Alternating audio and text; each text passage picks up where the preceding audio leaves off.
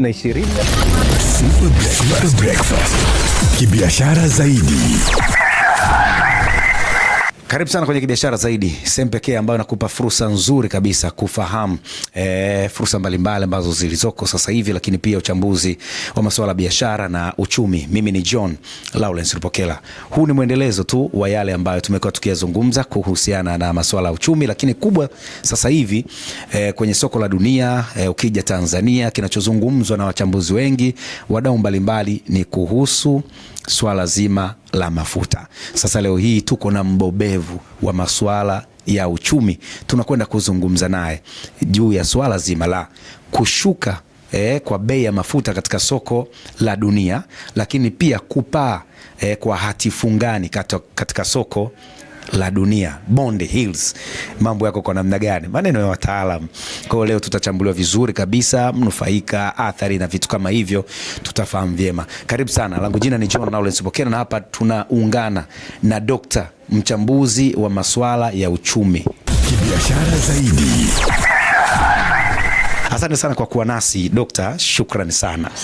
Asante sana kwa kunikaribisha kwenye jambo ambalo ni muhimu katika uchumi wetu wa taifa, na kitu ambacho sasa hivi ndicho gumzo la watu wengi wa kada mbalimbali, kuanzia bungeni, kuanzia kwa wafanyabiashara na hasa katika ngazi za familia, kwamba sasa hivi mafuta. Tunafanya nini kama taifa? Tuguse wapi, tupunguze gharama? Na labda ni kitu gani kifanyike? Serikali ifanye nini? Sekta binafsi zifanye nini? Na kwa Watanzania kwa ujumla wafanye nini, ili kwa pamoja tuweze kuendelea na ujenzi wa taifa? Safi sana. Kwa kwanza tu Dokta, kushuka kwa bei ya mafuta katika soko la dunia na kupaa kwa bond yields kunatoa picha gani hasa katika uchumi? Hivi vitu viwili hivi, na kuna cha tatu umekisahau ambacho watu wengi hakizungumzia, na bei ya dhahabu. Bei ya dhahabu, yes. Kuna bei ya mafuta, kuna bond yields au hati fungani zinapanda na kushuka, lakini vile vile bei ya dhahabu. Hivi vinatumika kama viashiria vinavyoonyesha uchumi wa taifa fulani ukoje au unaenda wapi, au unaweza ukakumbana na changamoto zipi ambazo zinaweza aidha zikasababisha uchumi huo kuwa katika mazingira ya kukua au uchumi huo kuwa katika mazingira ya kupunguza kasi ya ukuaji. Na kasi ya ukuaji inavyopungua, then kunakuwa na changamoto nyingine, swala la ajira, swala la uwekezaji na vitu kama hivyo. Kwa hiyo hivi vitu vitatu hivi vyote kwa pamoja vinashabihiana na vinatoa ishara fulani kwa wachambuzi. Anaweza kukuambia anapoona bei ya mafuta imeshuka, madhara yake ni nini? Anapoona hati fungani imepanda, madhara yake kwenye kwa uchumi husika au kwa soko la hisa husika ni nini? Anapoona gharama ya dhahabu inapanda au inashuka, maana yake ni nini? Kwa hiyo hivi ni viashiria ambavyo mataifa mengi duniani yanavitumia, na kwa upande wa dhahabu ndio utagundua kwamba benki nyingi, central benki nyingi kuuza mataifa mbalimbali wanatumia kuwa na reserve hii ya benki ili cushion ule ubora wa hela zao, kutoa umara wa fedha zao. Okay. Sasa Dokta, hapo umetuambia vizuri kama vielelezo. Naomba tuanze na kimoja kimoja, na tutakuwa tunaangalia na muda wetu pia, ikiwezekana tutafanya muendelezo. Tuanze na mafuta. Tumeshuhudia ameshuka kwenye soko la dunia sasa hivi. Ukitazama kwa pipa kwenye soko la dunia wanasema inacheza kwenye dola 94, sio 94, 95 hapo, kutoka dola 114 kwa pipa moja, na maanisha. Pengine hili linatoa picha gani, na tunatamani kufahamu sasa faida, hasara, wanufaika na vitu kama hivyo. Ni kweli bei ya mafuta ghafi imeshuka kwa asilimia 13.5. 13.5 kwa sababu ilikuwa imeshapanda mpaka 100 na, lakini sasa hivi kutokana na statistics za jana ilikuwa imefika 94 kwa dola kwa pipa moja. Sasa kushuka kwa zile gharama huko za malighafi haina maana kwamba na wewe moja kwa moja utapata ahueni kwenye mafuta ambayo tunaenda kununua ya kuweka kwenye pikipiki yako, bajaji yako, gari yako na kuileta kutoa sehemu moja kwenda nyingine. Ila kwa kifupi ni kwamba unaposikia bei za mafuta zimeshuka, kuna kuwa na athari zake au faida zake. Kwanza ni mapato ya ule mzalishaji yanapungua. Lakini mapato yakipungua kule, kuna huku unapata faida kwa sababu gharama ya mafuta inakuwa nafuu. Lakini kushuka kwa bei ya mafuta kuna sababisha kuna dorora uwekezaji. Okay. Lakini kitu kingine kuna kupungua kwa thamani ya sarafu. Nazungumzia kwa wale mataifa ambayo yanazalisha.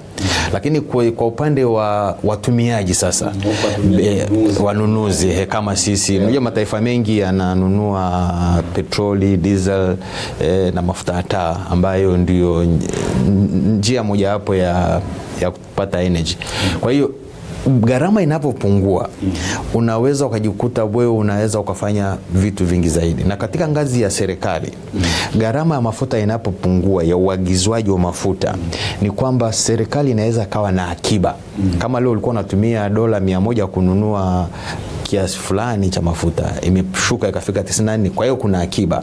Sasa ile akiba ile unaweza ukaitumia kusaidia kulipa madeni yako ambayo ulikuwa nayo, kwa sababu sasa hivi una ziada, au ukatumia ile ziada kuboresha mahali ambapo kimipango yako kulikuwa na mapungufu fulani, kama ni unazungumzia issue ya taifa, au kuboresha sekta zile ambazo ulikuwa unaona ulikuwa unapata changamoto, kwa sababu siku zote fedha hazitoshi, kwa sababu kuna maboresho katika sekta ya elimu, kuna maboresho katika sekta ya afya, kuna maboresho katika sekta za umma. Kwa hiyo siku zote sekta hizi zinahitaji fedha.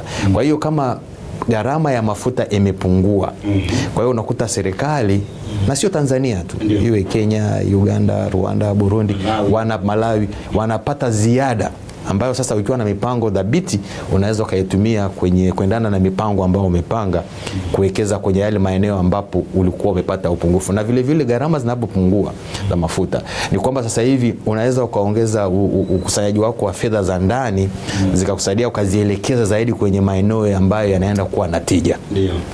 Kwa sababu lazima tujue kushuka kwa gharama za mafuta huko duniani huko, ni kwamba itachukua sisi kama taifa kama miezi 18 tuweze kurudi kwenye uhalisia wa bei ambayo unasema sasa hii ni bei halisi, kwa sababu hii gharama iliyotokea sasa hivi ni kwa sababu ya hivi vita vinavyoendelea kati ya Marekani, Irani na Israel, ambapo kwa sababu zao wanazozijua wao wenyewe wameendelea kupia, ambazo wamezuia sasa ule usafirishaji na upatikanaji wa hii nishati kidogo inakuwa na changamoto. Kwa hiyo demand inapokuwa, mahitaji yanapokuwa makubwa na utoaji unapokuwa mdogo, zile principles za uchumi zina apply. Yes. Demand ikiwa kubwa, supply ikiwa ndogo, na bei inakuja. Lakini vile vile ni kwa sababu ya wenye meli zao walikuwa wana charge insurance kubwa. Yes.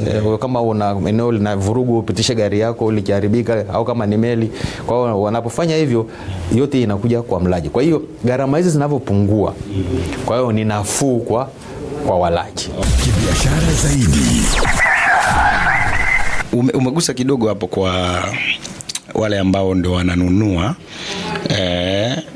alafu wanakuja wanauza. Sijui kwao inakuwa na athari kwa namna gani. Natamani muaguse sekta binafsi kidogo. Serikali umewazungumza miradi na vitu kama hivyo.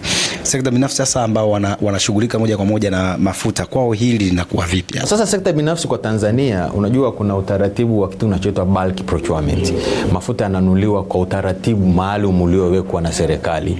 Kwa hiyo gharama zinapopungua za mafuta, hata wao wanapunguza gharama ambazo watauza mafuta kwenye wale wanaoenda kununua na kwenda kupeleka kwenye Shell au pump vituo vya mafuta. Kwa hiyo wanampunguzia mlaji, mimi na wewe kulipia. Sasa hivi bei ya mafuta ni shilingi 3,800 na 1,400 sijajua. Mimi nilikuwa mkoani juzi, haijafika 1,400. Hii pale ni 4,023.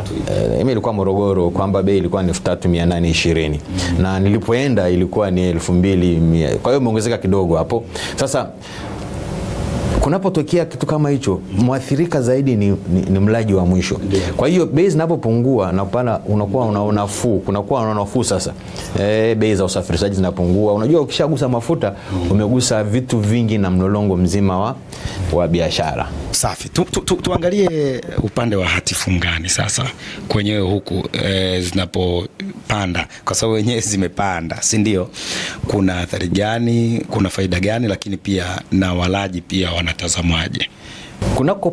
Unaposikia hati fungani zimepanda au wanasema bond yield zimepanda, ni kwamba kuna tatizo moja, kuna hali ambayo inatokea watu kuhamisha mitaji yao kutoka kwenye hisa na kuzipeleka kwenye hati fungani, kwa sababu kule kuna kitu kinachoitwa risk free. Ukiweka hela zao kwenye bond, kama ni ya miaka 25, kama ni miaka 20, ni kwamba hata ukilala hela yako inazalisha. Kwa hiyo unapotoa hela kwenye hisa, kwenye kampuni au kupitia soko la hisa, unazipeleka kwenye hati fungani, kwanza riba ile inayotozwa inapanda, lakini ikipanda madeni nayo yanapanda, na miradi inaweza isitimilike kama ilivyopangwa. Madeni yanapanda vipi? Hati fungani inavyopanda na ulipaji wa madeni nao unapanda, kwa sababu rate zile riba zikipanda, kama ulikuwa unatakiwa ulipe deni na ulilifactor in wakati wa plani yako, na yenyewe itakuwa imeongezeka. Kwa hiyo unakuta unapoteza. Kwa hiyo serikali zinaweza zikajikuta ziko kwenye changamoto ya kulipaji wa madeni yake, hususan yale madeni ambayo yako kwenye nomination ya dola. Lakini vile vile hati fungani zinavyopanda, watu wanahamisha hela zao kutoka kwenye hisa wanapeleka kwenye bonds, unakuta unatoa hela kwenye mzunguko. Na kutoa hela kwenye mzunguko na huku demand ni kubwa, then riba inapanda. Matokeo yake nini? Wawekezaji au wafanyabiashara au wanaotaka kupanua biashara zao au kuwa na uwekezaji mpya, watakapoenda kwenye taasisi za fedha kujaribu kupata mikopo, wanakuta riba ni juu. Kwa hiyo wakikuta riba ni juu, wanapunguza kasi ya kile wanachotaka kufanya. Matokeo yake nini? Hakutakuwa na ajira zitakazotengenezwa. Kama hakutakuwa na kodi ambayo ilikuwa inatarajiwa. Hizi sasa ni athari sasa zinajitokeza. Kwa hiyo na kutakuwa na kupungua kwa mzunguko ndani ya uchumi. Kwa hiyo unaposikia hati imepanda, kuna athari ambazo ni nyingi tu, lakini kama una benki kuu ambayo ni imara na inaelewa hii volatility kupanda na kushuka, na kama sera zao ziko vizuri, kama benki kuu ya Tanzania ilivyo, tunarekebisha vizuri, inflation haijapanda, bei za vyakula havijapanda, hata kwenye swala la mafuta. Sasa hivi nasikia juzi bungeni walikuwa wanasema kamati zikae ziangalie tunatokaje hivi hapa, na kuangalia je, taratibu zitakazotumika zinaweza zikatuvusha, kwa sababu hii ni kwa kipindi kifupi. Tukifikiria kwamba mabwana wanaopigana watafika mahali watatulia, kwa sababu hata hizi siku 14 walizotoa ili wakubaliane yale zile pointi 15 za Wamarekani ambao wamezitoa, na Wairani wametoa pointi zao 10, lakini za Wairani ni kwamba ukiziangalia sana 3 haziwezi kutekelezeka na Wairani. Kwa hiyo lakini ni mahali pa kuanzia. Wakikubaliana na kutakuwa na impact kwenye soko, na then kutakuwa na hali ambayo itasaidia uchumi kuendelea. Kwa hiyo kwenye hili la bond yields, athari za moja kwa moja za kiuchumi, Dr. tunaweza tukazishuhudia kwa wafanyabiashara pekee kama ambavyo umetoa mfano, au inaweza kagusa ikaathiri pia hata upande wa utendaji wa serikali? No, kwanza kwenye uchumi wote kunapokuwa na mzunguko mdogo wa fedha tayari unaathirika. Lakini cha pili, mikopo ya biashara itashuka, kwa sababu hela nyingi watu watakuwa wamezilock kwenye bond, ambayo kwa sababu matarajio ya kwenye bonde ni makubwa. Lakini vile vile uwekezaji utapungua, kwa sababu watu watahamisha mitaji yao kwenda kwenye maeneo ambayo wanaona kidogo imepanda. Kwa hiyo uchumi lazima utaathirika. Lakini ukiwa na sera sera nzuri zikisimamiwa na benki husika, then mambo yatakuwa mazuri. Kibiashara zaidi.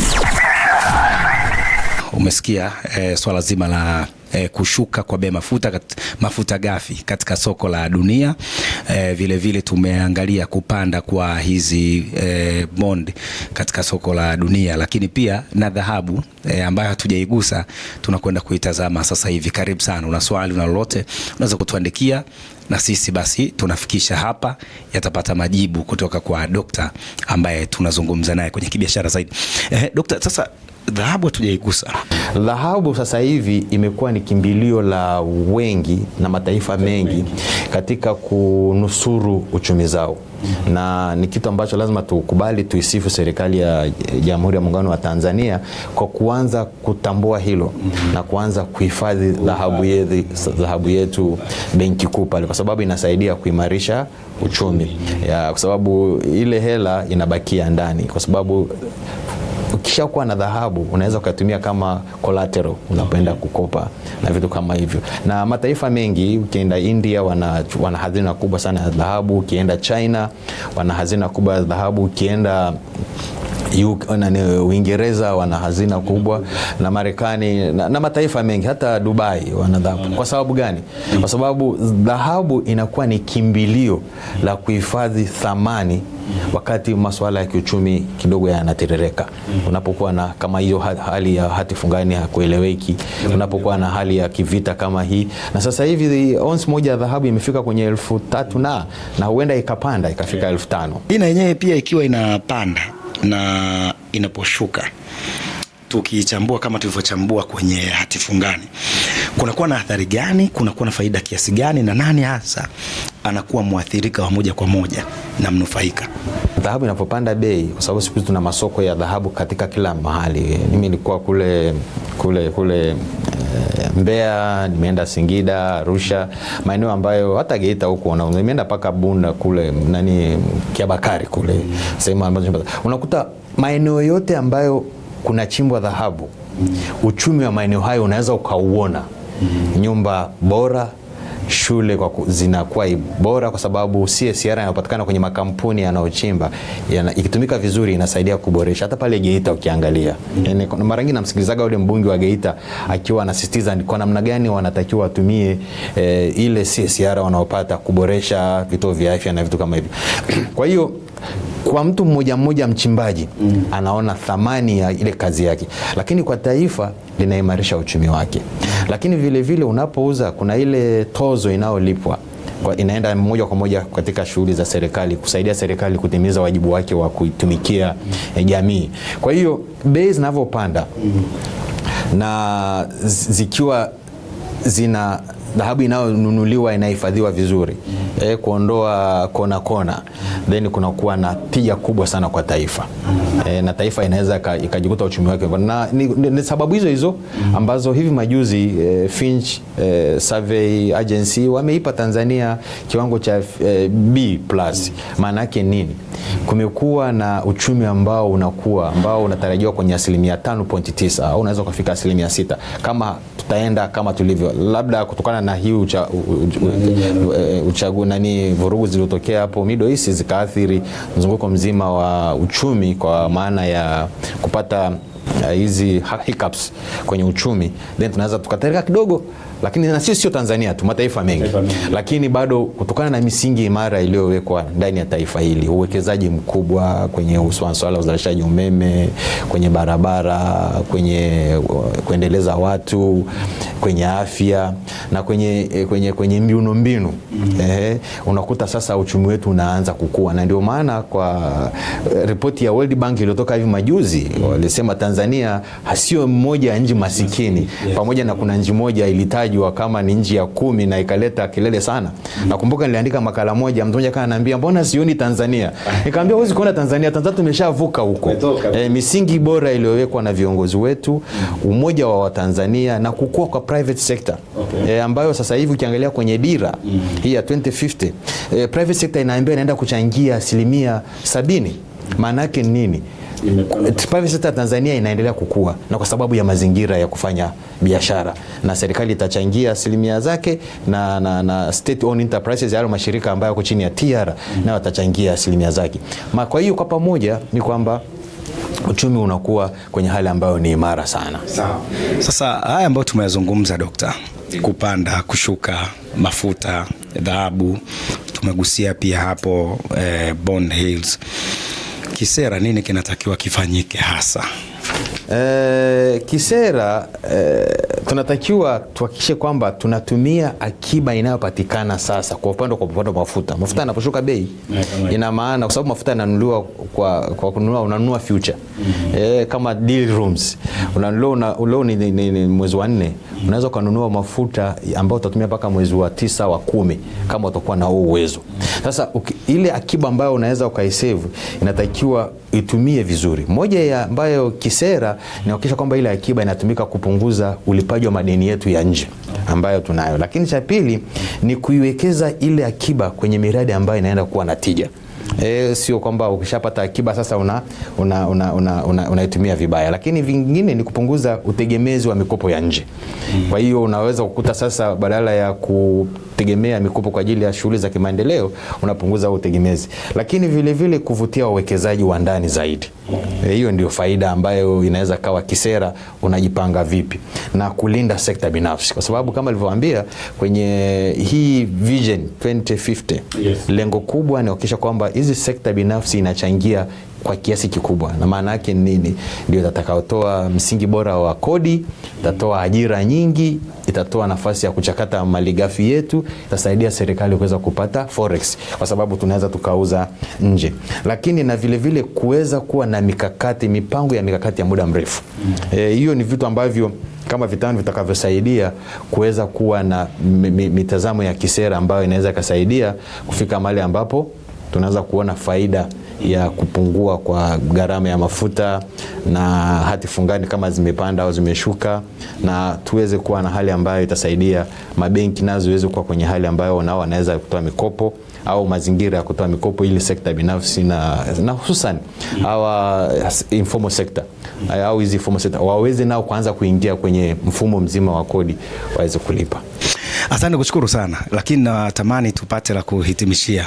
Tumeona Mheshimiwa Rais hivi karibuni wakati anagusia swala mafuta alizungumza swala zima la kupunguza matumizi kwa viongozi mbalimbali wa serikali ikiwemo magari hayo na hata ikiwezekana viongozi kutumia gari la pamoja na vitu kama hivyo. Hivi hii inaweza kusaidia nini hasa kwa taifa letu la Tanzania kwenye swala la uchumi? Mheshimiwa, kibiashara zaidi ni kwamba ameonyesha njia kwamba kwa kipindi hiki lazima tufunge mikanda, na kama kiongozi mkuu wa taifa hili amesema mimi nitaanza kupunguza matumizi ya misafara yangu, kitu ambacho nafikiri watu wengine hawaelewi. Tunapoona misafara mirefu ya viongozi wetu, kuna mambo mengi yanaangaliwa. Moja ni swala la usalama wa viongozi wetu, lakini pili, kwenye shughuli hizi za kitaifa unapokuta kiongozi anatoka sehemu moja kwenda sehemu nyingine, aidha kuhutubia au kwenye shughuli za kukagua mambo ya maendeleo na vitu kama hivyo, kwenye misafara ile vile vile kuna wanaokuwa kwenye misafara wakitumia magari ambayo sio ya serikali. Kwa hiyo kwa mtu wa kawaida haraka haraka anaweza kufikiria magari yote ile ni ya serikali, kumbe ni watu binafsi, na wanaenda kumsikiliza Mheshimiwa Rais kuangalia anazungumza nini kama waziri mkuu au viongozi wengine wa kitaifa.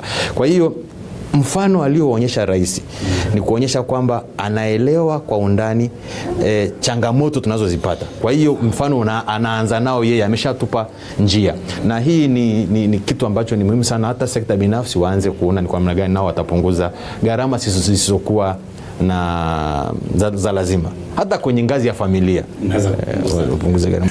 Asante, kushukuru sana. Pengine kuna neno ambalo ulikuwa unatamani kutuachia la kuhitimisha? Ni kwamba wakati tunasubiri taarifa ya maridhiano, ni kwamba tuwe na uvumilivu na tuweze kuipokea taarifa hiyo na tuwe na mabadiliko ya kifikra, kwa sababu yatakayotokea kule na ushauri utakaotolewa ni kwa ajili ya kujenga taifa hili kwa ajili ya vizazi vyetu na vizazi vijavyo vya Watanzania. Nikushukuru sana Dr. Hildebrand Sharo. Umesikiliza, tulikuwa na uchambuzi hapo, umefahamu mengi sana nini ambacho sera zinatakiwa zifanyike, lakini sekta binafsi umesikia nini ambacho wanaweza kufanya. Vile vile umesikia panda shuka inaweza kuathiri vipi uchumi, nani mnufaika, nani ni muathirika. Nikushukuru kwa wakati wote, langu jina ni John Lawrence Bokela. Hii ni Kibiashara Zaidi. Bila shaka Dr. tutamtafuta kwa vipindi vingine zaidi. Asante. Super Breakfast. Kibiashara Zaidi.